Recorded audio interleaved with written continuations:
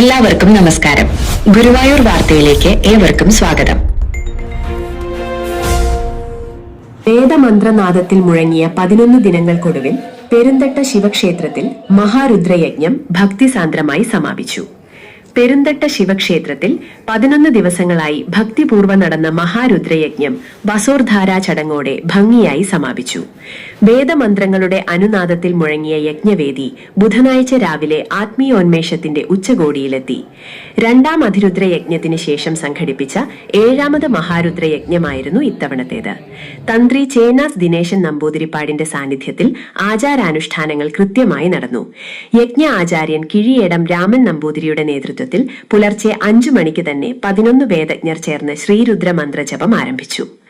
വേദഘോഷം നിറഞ്ഞ അന്തരീക്ഷത്തിൽ 11 ദ്രവ്യങ്ങൾ നിറച്ച കലശങ്ങൾ ആചാരാനുസൃതമായി സജ്ജീകരിച്ചു. തുടർന്ന് തന്ത്രി ചേനാസ് കൃഷ്ണൻ നമ്പൂതിരിപ്പാട് മഹാദേവന് കലശാഭിഷേകം നിർവഹിച്ചു. വസോർധാരയോടെ സമാപിച്ച ചടങ്ങുകൾ ഭക്തജനങ്ങളിൽ ദിവ്യാനുഭവമായി മാറി. വസോർധാരയുടെ ദൃശ്യങ്ങൾ ഭക്തജനങ്ങളിൽ ആത്മീയാനുഭൂതി പകർന്നു. ഹരഹര മഹാദേവ എന്ന ഘോഷം ക്ഷേത്രാന്തരീക്ഷം മുഴുവൻ നിറച്ചു. വിവിധ പ്രദേശങ്ങളിൽ നിന്നായി ആയിരക്കണക്കിന് ഭക്തർ ദർശനത്തിനായി ഒഴുകിയെത്തി. ക്ഷേത്രപ്രാകാരം തീർത്ഥാടന കേന്ദ്രത്തെ അനുസ്മരിപ്പിക്കുന്ന തരത്തിൽ ഭക്തിസാന്ദ്രമായി മാറി. 11 ദിവസങ്ങളിലായി ദീപാലങ്കാരം, കേളി, നിറമാല, ചുറ്റുവിളക്ക്, ബ്രാഹ്മണിപ്പാട്ട്, നാരായണീയ പാരായണം, ആത്മീയ പ്രഭാഷണങ്ങൾ, വിവിധ കലാപരിപാടികൾ എന്നിവ നടന്നു.